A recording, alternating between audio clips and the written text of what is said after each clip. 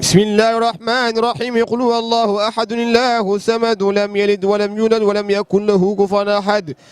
الله أكبر. بسم الله الرحمن الرحيم. قل أعوذ برب الفلق من شر ما خلق ومن شر غاسق إذا وقب ومن شر النفاثات في العقد ومن شر حاسد إذا حسد. الله أكبر. بسم الله الرحمن الرحيم. قل أعوذ برب الناس ملك الناس إله الناس من شر الوسواس الخناس الذي يوسوس في صدور الناس من الجنة والناس. جعلنا الله وإياكم من المفلحين. بسم الله الرحمن الرحيم. صدق الله العظيم وبلغ رسول النبي المصطفى الكريم ونحن على ما قال ربنا ومولانا من الشاهدين. اللهم ارحمنا بالقرآن الكريم وانفعنا بالآيات والذكر الحكيم واجعله لنا حجة يوم الدين. اللهم انفعنا بما صرفت فيه من الآيات وذكرنا بما درت فيه من المصلات وكفل بالتلاوة عنا السيئات إنك مجيب الدعوات. اللهم تقبل منا ختم القرآن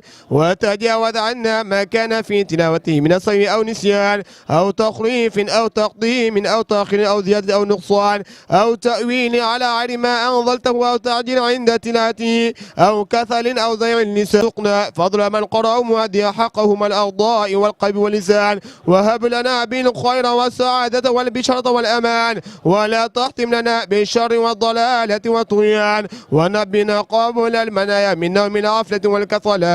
وأمنا من عذاب القبر ومن سؤال المنكر ومن نكر ومن أكل الضيضان وبيض وجوهنا يوم البعث واغفر رقابنا من النيران ويمن كتابنا ويسر حسابنا وثقل ميزاننا بالحسنات وصبد أقنا على الصراط واسكنا وثلث الجنان وارزقنا جوار سيدنا محمد عليه الصلاة والسلام وأكرمنا بلقائك يا ديان. اللهم اجعل القرآن العظيم ربيع قلوبنا وجل أحزاننا وذهب همومنا وقائدنا وصائقنا إلى جنة النعيم. اللهم اجعله أنيسنا في الوحشة ومصاحبنا في الوحدة ومصباحنا في الظلمة وظليلنا في الخير ومنقذنا في الفتنة وعصمنا به من الضيق والأهواء وكيد الأعضاء يا رحمن يا رحيم. اللهم اختم بسعادة أجلنا وحق بذات آمالنا وقرون بالغافية غدونا وآسلنا واجعل إلى رحمتك مصيرنا ومآلنا وصل سجال عفوك على ذنوبنا ومن علينا بستر عيوبنا. اللهم اجعل تقواك زادنا واسقط بك ظهرنا واعتقادنا وأمن من الجوع وارحم في بلادنا وصائر بلاد المسلمين يا رب العالمين. اللهم بلغ صواب ما قرأنا والنور ما ترونا لروح سيدنا ونبينا محمد عليه الصلاة والسلام ولأرواح آبائه وأمواته وأزواجه وذرياته وأصحابه رضوان الله تعالى عليهم أجمعين ولأرواح آبائنا وأمواتنا ومشايخنا ولأرواح جميع المسلمين والصلاة والسلام على سيدنا ومولى محمد خاتمنا وإمام المرسلين. الله لا إله إلا هو الحي القيوم لا تأخذ سنة ولا نوم له ما في السماوات وما في الأرض من ذا الذي يشفع عنده إلا بإذنه يعلم ما بين ما خلفهم ولا يحيطون بشيء من علمه إلا ما شاء وسع كرسيه السماوات والأرض ولا يؤوده حفظهما وهو العلي العظيم. بسم الله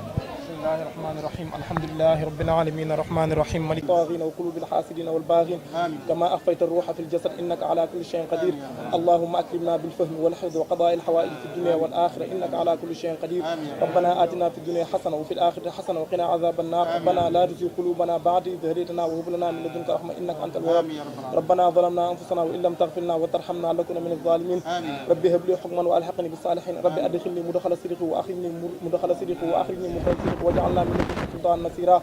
وقل رب أدخلني مدخل صدق وأخرجني مخرج صدق واجعلنا من لدنك سلطان نصيرا. رب قد آتيتني من الملك وعلمت ما أسقي بلادك وبهائمك وانشر رحمتك واحي بلدك الميت. اللهم لا تهلك بلادك بذنوب عبادك ولكن برحمتك الشاملة أسقنا ماء غدقا تحيي به الأرض وتوي به العباد برحمتك إنك على كل شيء قدير. اللهم أسقنا رحمة ولا تسقنا عذابا ولا هدما ولا غرقا. سلمت من الأعداء طول المام تجاه ربي وباب الله لم يكن متجا. سلام على الماح الذي زحزح الدجى محمد المبعوث بالنصر والبث. أسب الستور أصلح أمور كثير كل بلا كراي زدني يا فتاح كل يوم سعادة مبية بشر قوي. قليل لنا عمرنا صح لنا بدنا وهب لنا الرشد والتوفيق يا الله. ويكاد الذين كفروا لا يسبقونك بأبصارهم لما سمعوا الذكر ويقولون إنه لمجنون. بركة اللهم صل على سيدنا محمد صلاة تبلغنا بها من جميع الأهوال والآفات وتقضي لنا بها من جميع الحاجات وتطهرنا بها من جميع السيئات وترفعنا بها عندك أعلى الدرجات وتبلغنا بأقصى الغايات من جميع الخيرات في الحياة وبعد الممات. إن الله وملائكته يصلون على النبي يا أيها الذين آمنوا صلوا عليه وسلموا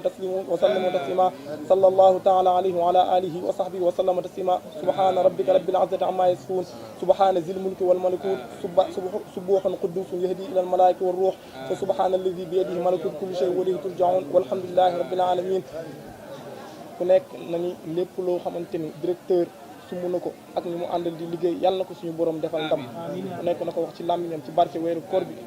ci barke waxtu wi nga xamante ne waxtu ijaaba la yàlla nañ ko nangul ci bisu àjjuma ji yàlla na ko suñu borom may ndam fële ca port defal ko ndam fii ci commune bi ñun ñu ànd ak moom di liggéey yàlla noonu defal jàmm defal ñu tawfiq lépp lu fi waay di sàkk yàlla na ko am lépp lu fiy njariñ yàlla na ko indi lépp lu fiy loraange yàlla na ko dàq ci barke Seydina Muhammad sallallahu alayhi wa sallam. Amiin.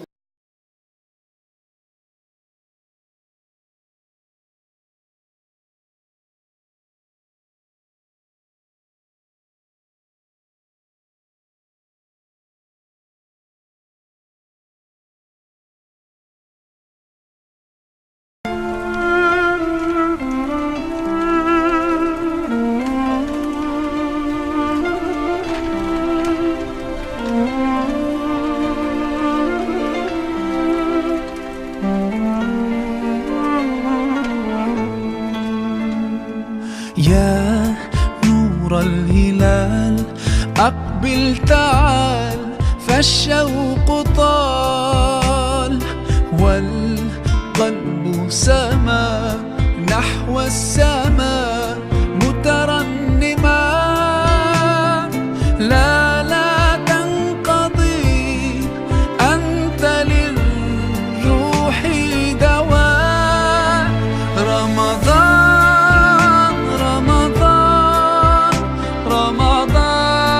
يا حبيب رمضان ليتك دوما قريب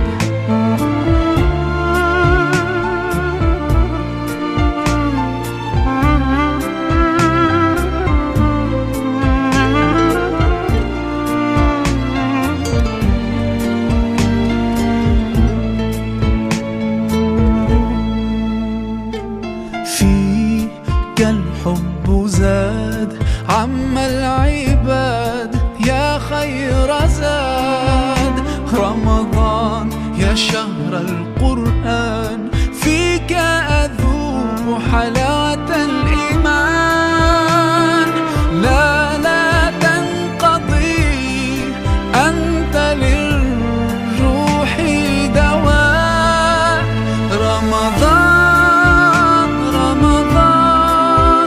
رمضان يا حبيب رمضان ليتك دوما قريب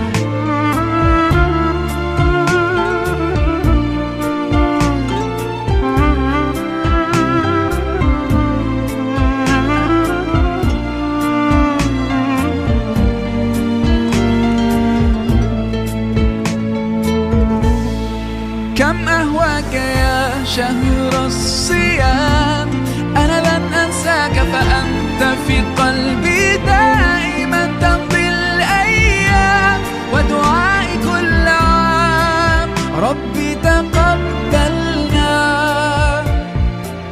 يا ربي بلغنا رمضان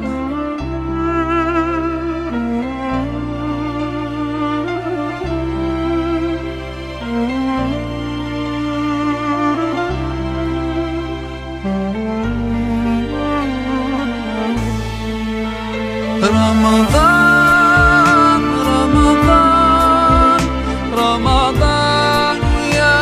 حبيب رمضان ليتك دوما قريب رمضان يا حبيب رمضان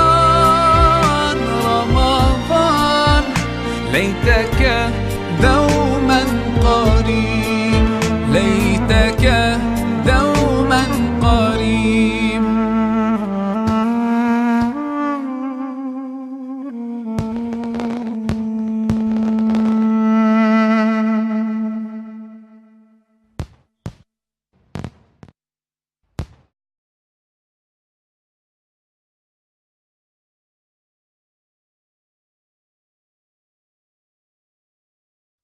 Assalamu alaikum everyone, this is your brother Maher Zain. For my latest news and updates,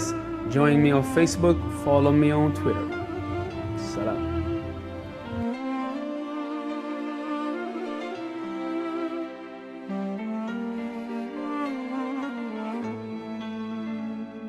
You lift me up high, you spread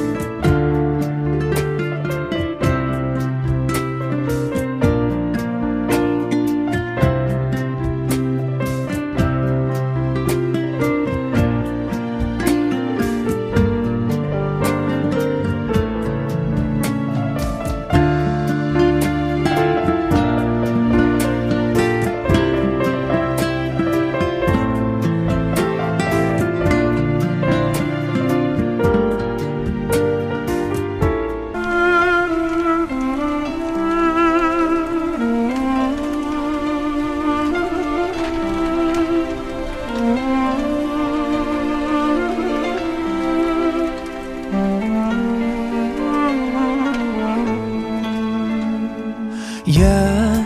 نور الهلال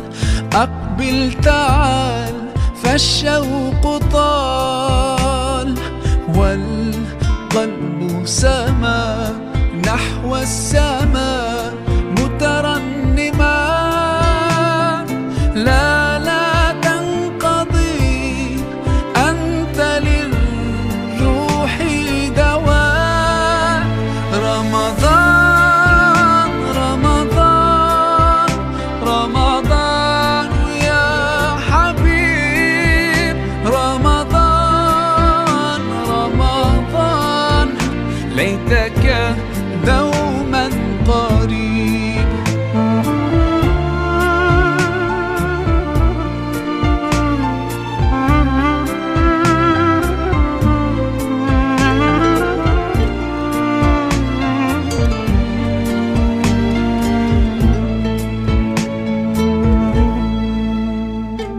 فيك الحب زاد عم العباد يا خير زاد رمضان يا شهر القرآن فيك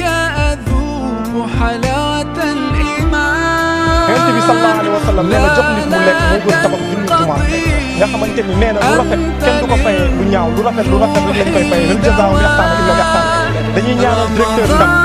di ko wax commune bi sagu nañu ci président li mu la def nit ku baax nit ku am diine nit ku am yar commune bi yëpp loolu lañ ko seedeel ñu ngi koy wax képp koo xamante si ni doomu commune bi la mu soutenir ko jàppale ko mu am ndam ci port bi am ndam ci commune Dieuppeul Derklé waaw jërëjëf xam ne tey musuñu ko gis ci commune Dieuppeul Derklé ndax d'abord le décor rek dafa jéggi dayo loolu décor bi bu ñu ko defee mooy dañoo respecté doomu aadama yi xalaat nañ ne ku ne war naa mën a ñëw ndogoo si fii ci xolam bu yaatu ci la def noonu defu ko ci bopp koñ waaye dafa ñëw ba ci terrain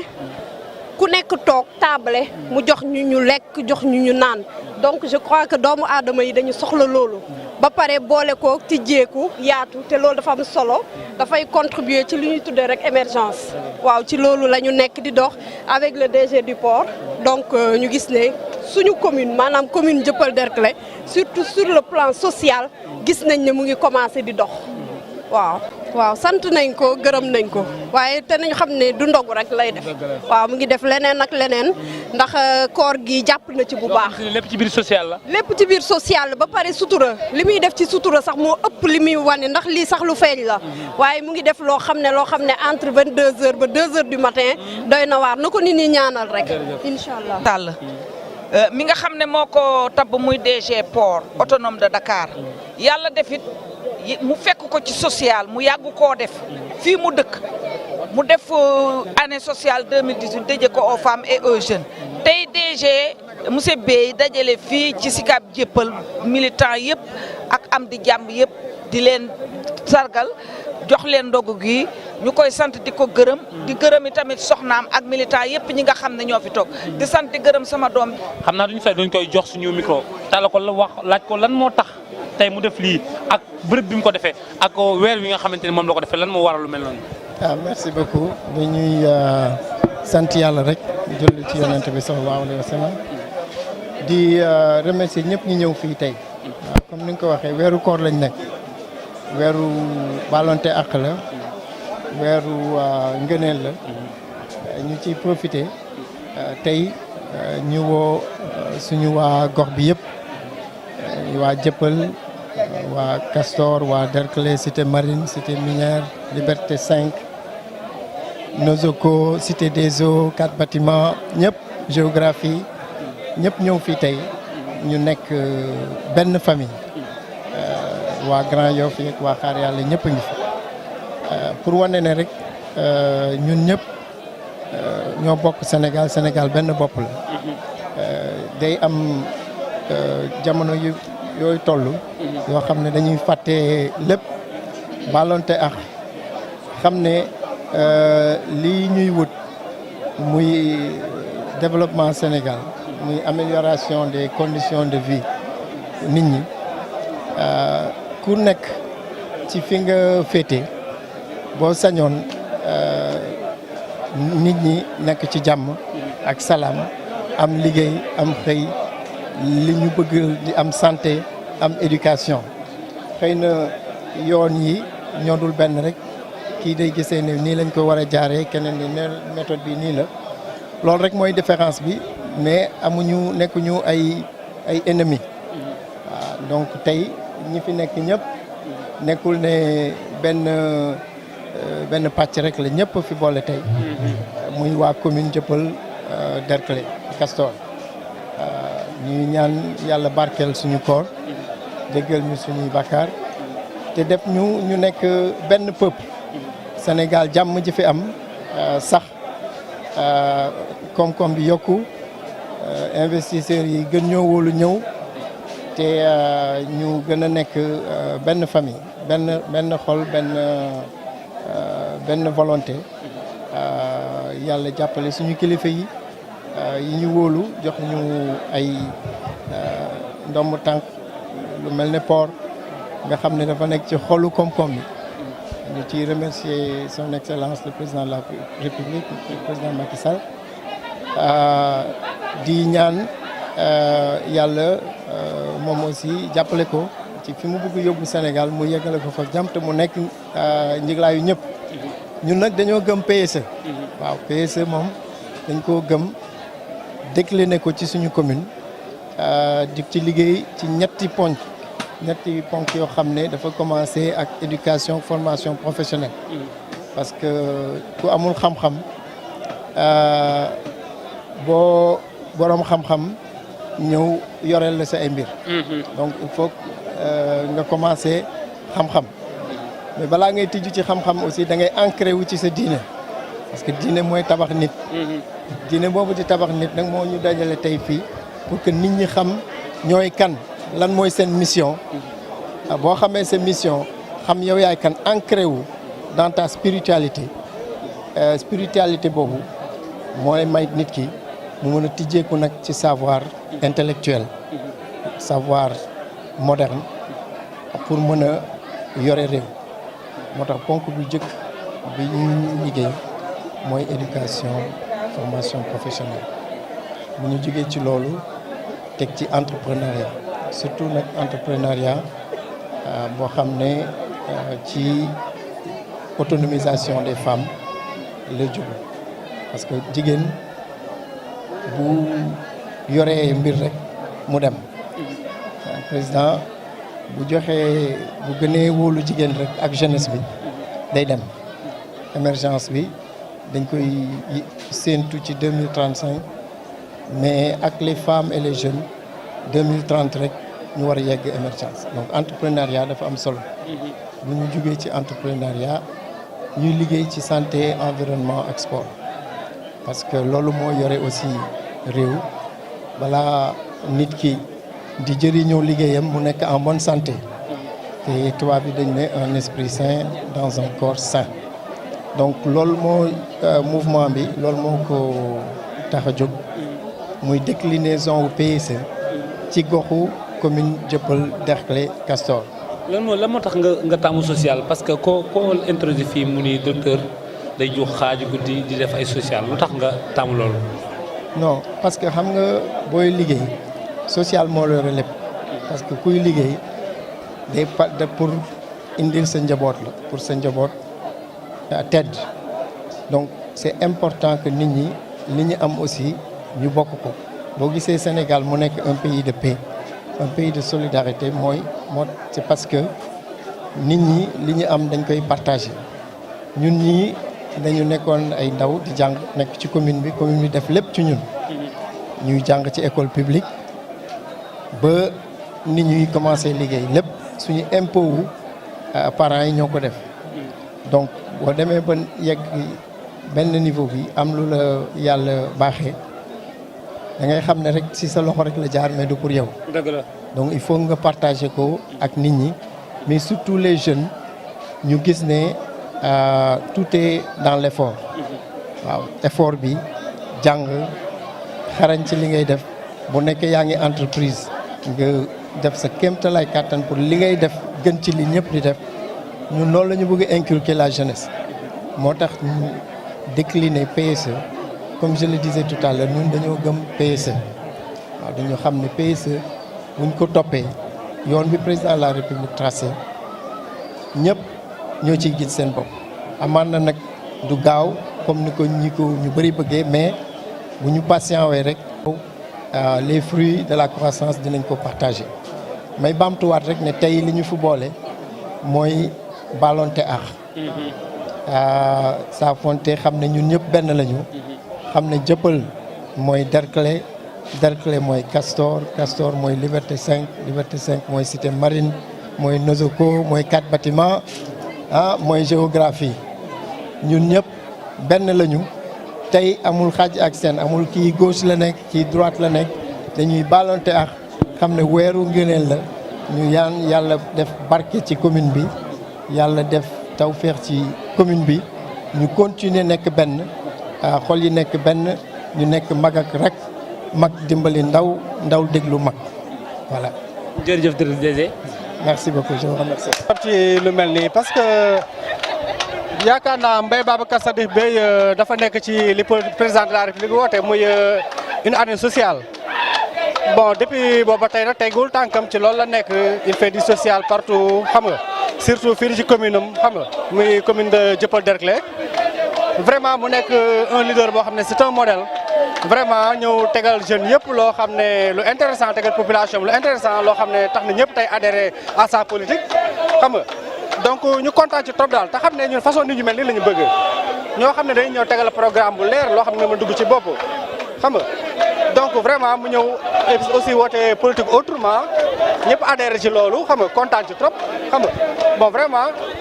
ñi nga rafetlu lu mel ni daal te xam ne aussi dañoo nekk ci weeru koor muy weeru barkeel weeru solidarité weeru ñaan weeru yërmande weeru lépp xam nga comme ni ko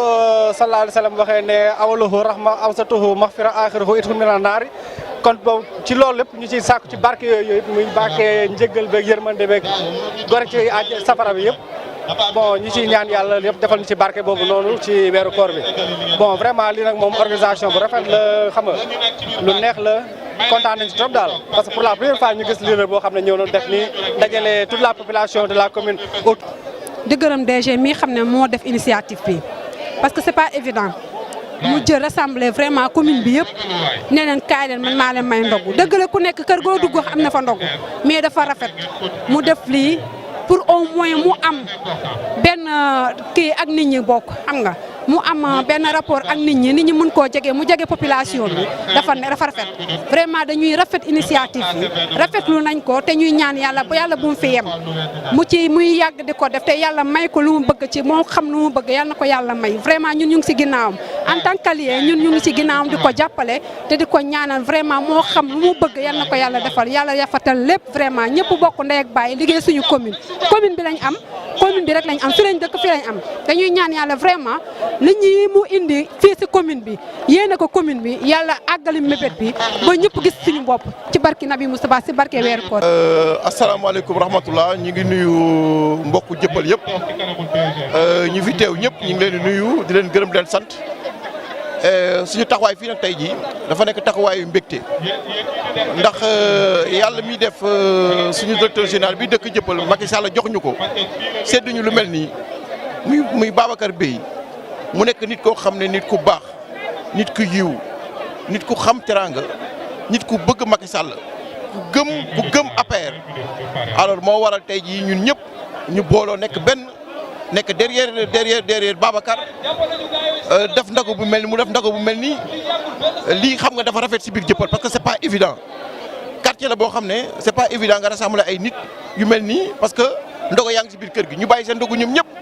ñëw ndax Babacar loolu vraiment dañ ko siy féliciter di ko siy encourager di koy ñaanal jàmm. sant suñu ñaar. yéen waa Derklé Dieuppeul Castor dama am lu ma wenn kàddu yu ma woon si suñu DG bi di Babacar Sadikh Bèye koo xam ne un homme intègre digne gentil sérieux koo xam ne ñun ñëpp dañoo jóg pour jàppale ko man je m'appelle Ablaye Faye. Je m'appelle Ablaye Faye, le chef de cellule de Castor Cité CFAO pour dooleel suñu DG jàppale ko mu doon koo xam ne dafa ñëw pour dox ci social moo ko indi ci suñu gox nit nag bu amee dara da koy sante yàlla te xam ni yàlla da koy sante yàlla te xam ni lépp lu fi am fii tey si gox bi ñun jooyatuñu dara parce que moom ñëw na social la fiy def social bi yëpp entrepreneuriat formation ak yooyu yëpp mu ngi siy jàppale jigéen ñi jël suñu doom yi utal leen foo xam ni ñu fay jàng saa ñu fay dara jigéen ñi di def formation ku pare mu may la doole loolu moo ñëw lépp lu muy def daal lépp si lu baax la ko jublu si koñ bi ba tax na ñun tamit lépp lu ñu ko mën a def mooy dañ ko mën a fayee ñi nag stafam amuy ànd ak ñoo xam ne vraiment ay nijaay lañ ay mag lañu ñoo xam ne ñun ñëpp ñu ngi wax ñu ngi kii ci ñoom ñu ngi seen ginnaaw te lépp luñ ñuy digal tamit lu baax la ñu nekk ak RG tamit ak noonu Nawel ñun ñëpp ak ñoon ajaarama Paate ku lim juum ak ñoon Mbàkke ñun ñëpp ñu ngi si seen ginnaaw moom ak madame Bey ndax dañ ne derrière un grand monsieur y a toujours une grande dame muy jabaram koo tamit koo xam ne ku ñu jàppale la ku ñu jàppale ku jàppale jëkkëram la nangu dékku lu neex ak mun lu naqare lépp mu ngi koy dékku ñëpp xam nañ ne dajale mbooloo dafa métti ku nekk ak sa jikko la ndax politique moom da ngay boole ñëpp nag yeeg béy yeeg xar yeeg lépp mais en général moom toujours rek bu ñëpp jaxasoowee sax mu jël calmer leen et puis jàppale leen indiwaat leen si raison waaw ba tax na daal ñu ngi koy gërëm di ko sant di ko wax ni yàlla na affaire yëpp jëm si kanam te lépp lu muy séntu si gox bi ak lu mu fi bëgg lépp yàlla na ko yàlla defal. maa ngi nuyu ñëpp di ziar ñëpp di baal ñëpp si showru Ramadan bi di rafetlu initiative bi nga xam ne DG daf ko woote ndax DG ku ko xam ne moom lenn rek lay woote muy unicité te kuy woote unicité nag kon kooku xam nañ ne kon borom xol bu yaatu la di rafetlu nag lii bu baax a baax ndax xam nañ ne c'est une première fii si Jëppal ndax ñëpp xam nañ tey Jëppal nu mu demee Jëppal pour génne nit ñi dafa métti waaye nag bu ñu demee tey macha allah ba am lu toll nii rek xel war na dal fii si Jëppal di ñaanal nag suñu DG bi Aboubacar Sadikh Bèye fu mu jëm pour jàppale président yal na fa egg ak jàmm ak salaam président am deuxième mandat bu rafet incha allah bu soobee yàlla man daal loolu daal laa amoon lu ma wax si. nit ku yaru te tey bari jàmm am yërmande nangoo liggéey bari fulla xoolal ma Macky Sall kii doon président moo waral ndogule série première dame Samba Mayra moo la goro ci do jeeri bari na ci parti bi démb la waaye kenn du Siri Ababacar Sadikh Bèye Adja Ndeye Ndiaye ana Ndeye Ndiaye Ababacar Sadikh la doyloo sa njëkk yaa ngi nii toog Khadijatou Bèye yaa ngi nii toog Fariya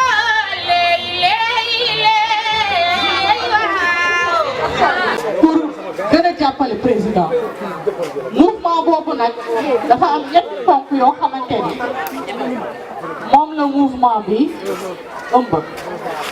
benn bi mooy éducation donc ci éducation boobu am na ci ay jéego yu mu ci jot a def ndax ci octobre bi ba muy jóg xale yi toll ci jàng bi mu ñëwee ne salaamaaleykum fekk na ñu ngi koy doog a nommé DG du port demul ci nit ñi de parce que nee na nit ñi balaa mu fay dem mu fekk am na lu mu leen defal ba pare loolu mooy sama jëf mooy jiitu samay wax damay jëf ba pare nit ñi di gis ba doog a ñëw di leen wax mu jënd matériel bu doy fourniture yu doy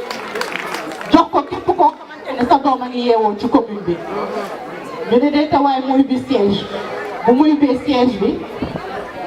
ubbi fa salle boo xamante ni woo ñëpp ñoo xam seen doom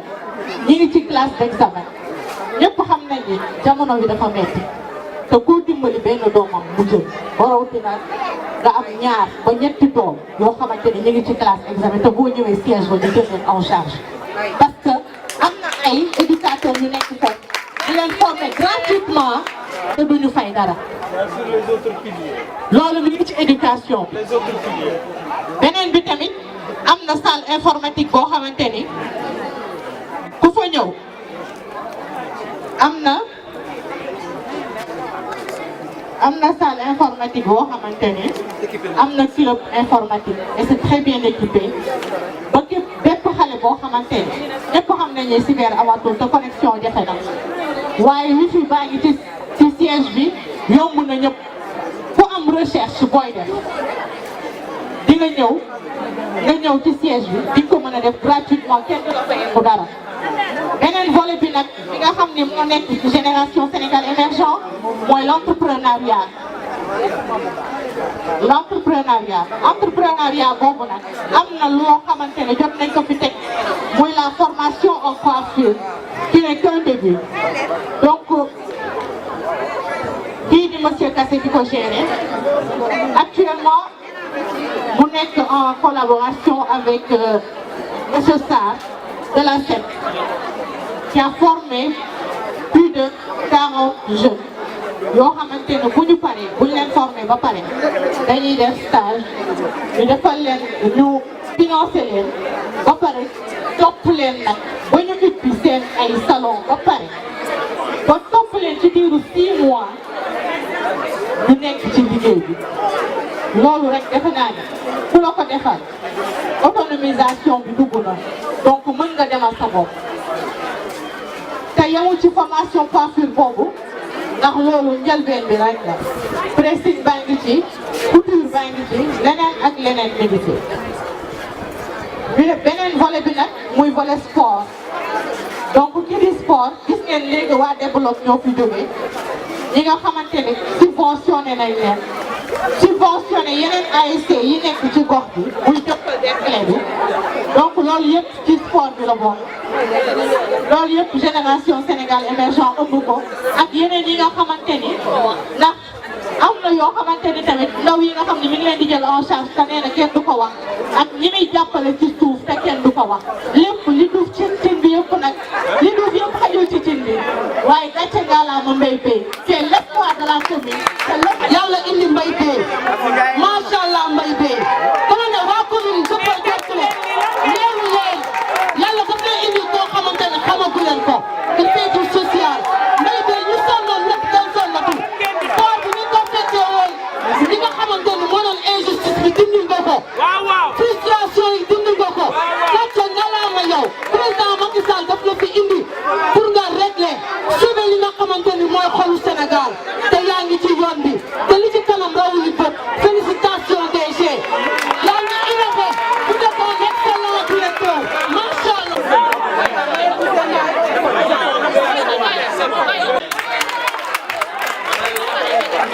ndax olof Njaay neen ku leen gërëm ci xamb taal bi ci taxani toog da ngeen di gërëm ci sëpp say ba cin li wàcc kon nanu gërëm président mi nga xam ne moo ñu indil Mbaye Babacar Sadikh Beye ci sunu commune bi tàcc leen loolu ba pare kon ñun ñu ngi sant yàlla di julli ci yonent bi Mbaye Beye bu ñuy wax ci yow fii ba suba du doy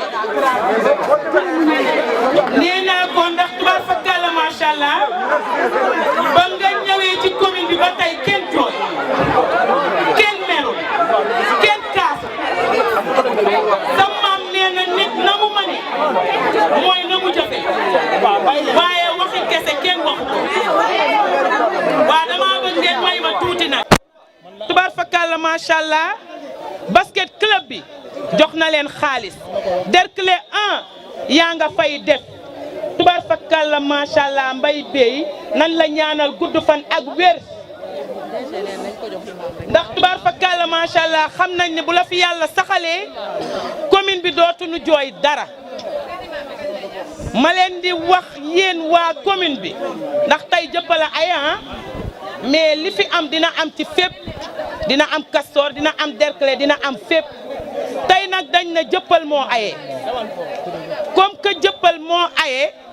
dinañ wax tuuti rek ci Mbaye wax li mu def comme que nee na DG nee na dafa bëgg imam wax بعد أعوذ بالله السميع العليم من شر الشيطان اللعين الرجيم الحمد لله الذي خلق الخلق بقدرته والصلاة والسلام على أشرف الخلق سيدنا ومولانا محمد صلى الله عليه وسلم وعلى آله وصحابته البازلون النفوس والنصائح لإخلاء كلمة الله. وبعد إخوان في دين الكريم نحييكم ونسلم عليكم تحية طيبة من حلبنا إلى هذه الحضرة ألا وهي السلام من الله ورحمته وبركاته علينا وعليكم. mbokki jullit yi gannaaw ba ñu sante yàlla julli ci yonente bi sallallahu alayhi wa sallam ñu ngi yëkkati kàddu jàmm ju lëkkaloo ko xéwal ak mucc bàyyee ko fa yàlla mu nattuñu mu jaar ci suñu làmmeñ ñu ngi koy joyal di ko teg ci loxo Ababacar Sadikh Bèye moom mi nga xam ne moo waral suñu daje moom bu nuyoo bi àgga ci moom mu jot ko dana ko waasaare ci ñi nga xam ne ñoo ko wuyu si yëpp nag di góor di jigéen di mag di ndaw ala ñu bàyyee ko ci gox yu feccante ko yi wër ci commune bi nga xamante ne bi fii la fekk baax suñu wax du gudd ndax ala kulli haal ku def lu baax di nga bëgg sax ñu wax ko ngir ëllëg keneen ku mel ni man xam ne lu baax def ko mooy li war fa tabarakallahu bu yàlla defee moom Ababacar Sadikh ci mbaaxam mu am ñu mu bokkal yëkkati teraanga gu jaar ci loxo mu bokk ko ay nawleem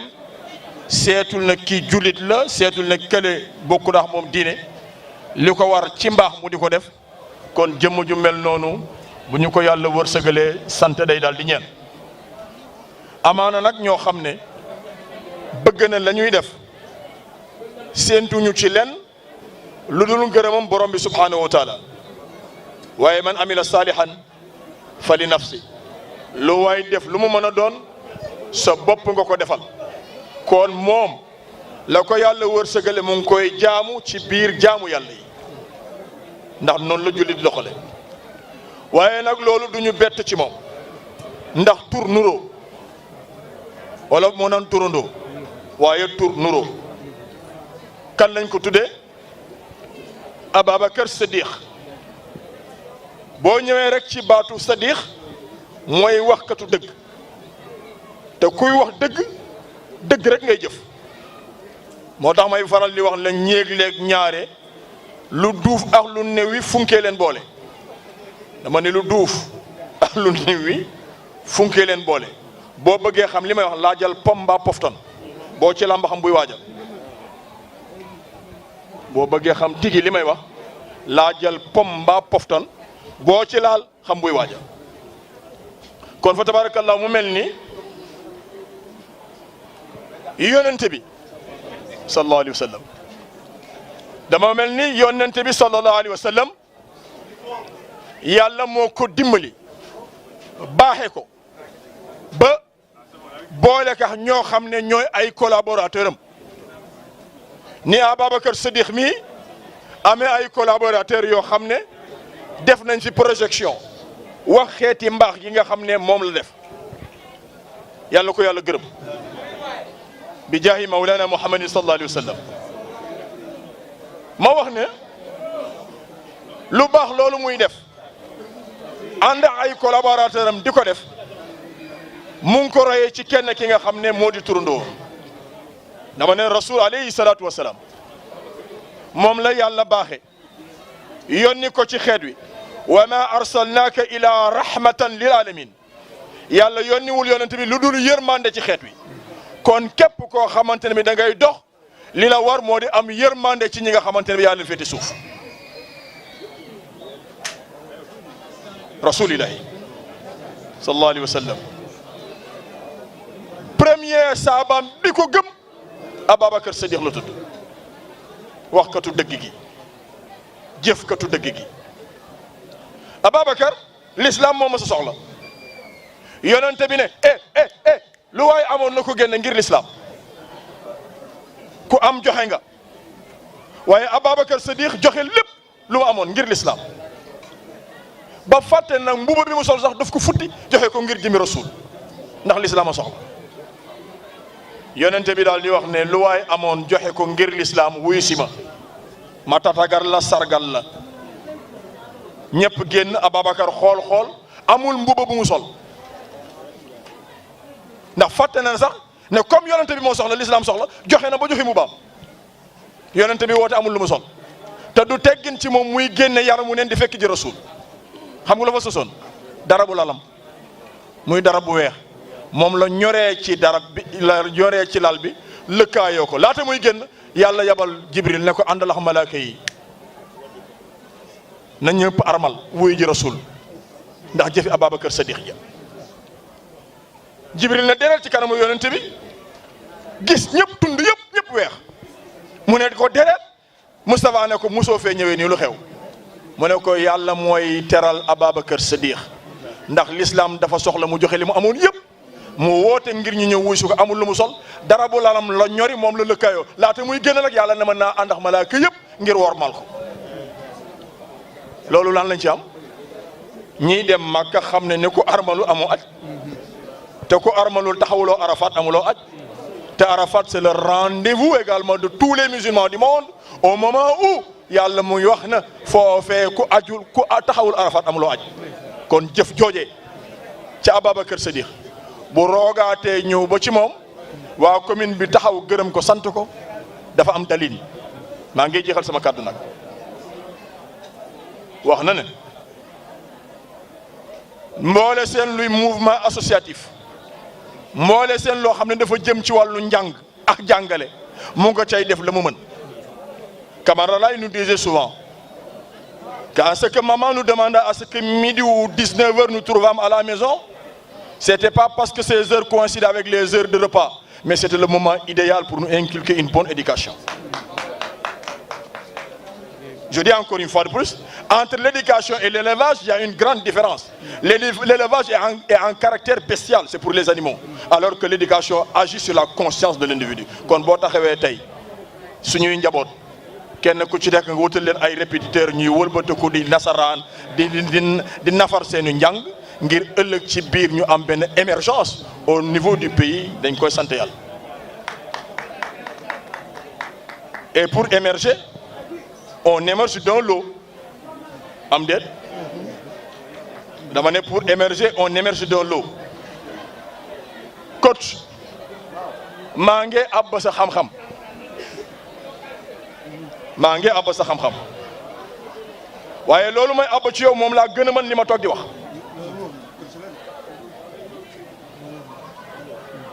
lu jëm ci wàllu football 3 phases la récupération, la construction et la finition amul leneen. Alors pour pouvoir émerger dans l'eau d'équipe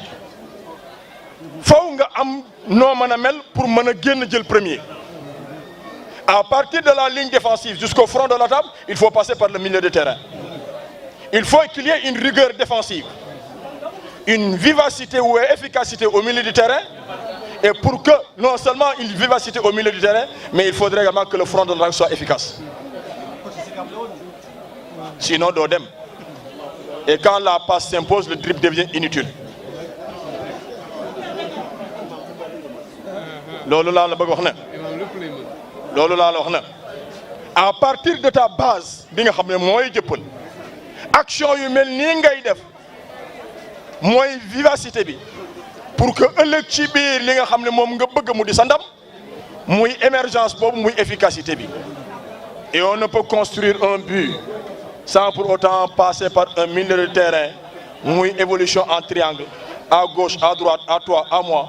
moom nga fas yéene def ci jëppal def ci Castor def ko ci Derklé def ko ci Cité Marine def ko feneen. À partir de ce moment, je dis encore une fois de plus, la finalité voudrait signifier certainement que tu vas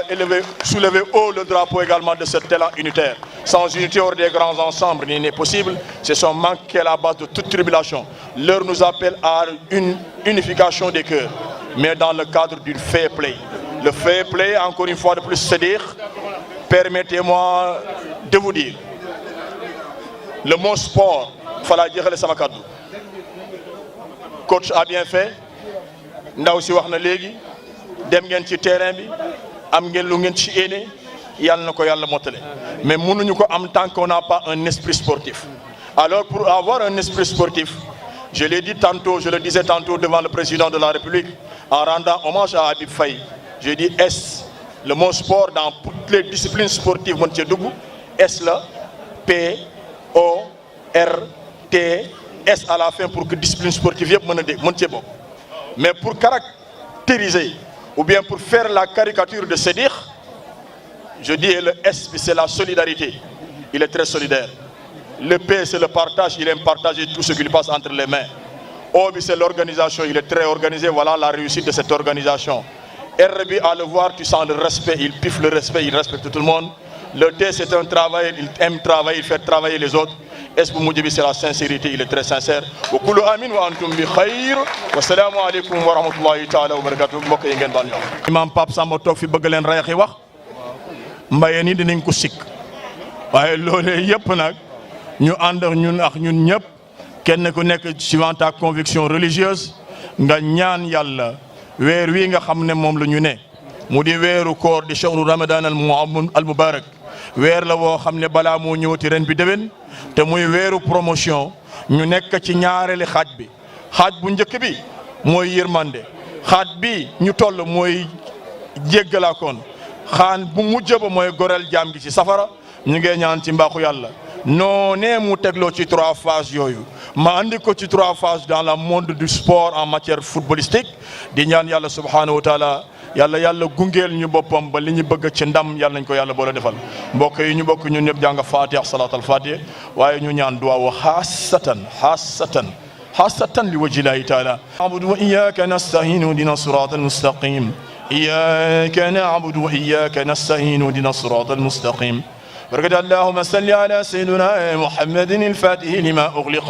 والخاتم لما سبق الناصر الحق بالحق والهادي إلى صراط المستقيم والهادي إلى صراط المستقيم والهادي إلى صراط المستقيم بركة إنا فتحنا لك فتحا مبينا ليغفرك الله ما تقدم من ذنبك وما تأخر ويتم نعمته عليك ويهديك الصراط المستقيم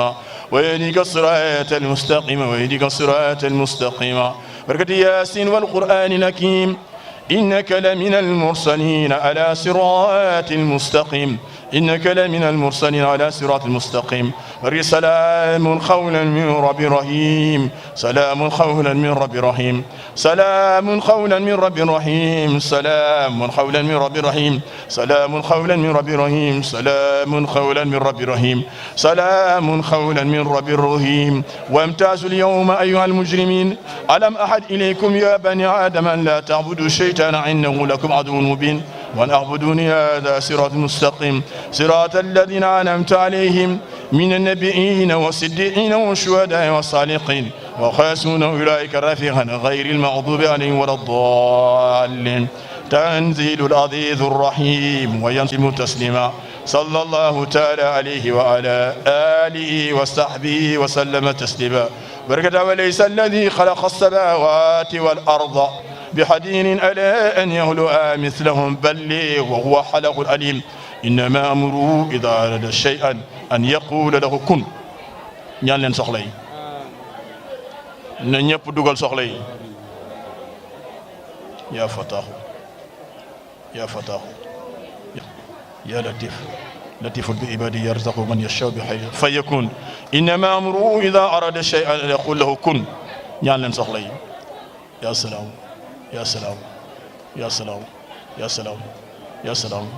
yaa salaam yaa salaam salaatan wa salaam taftahu lana biha baab al khayr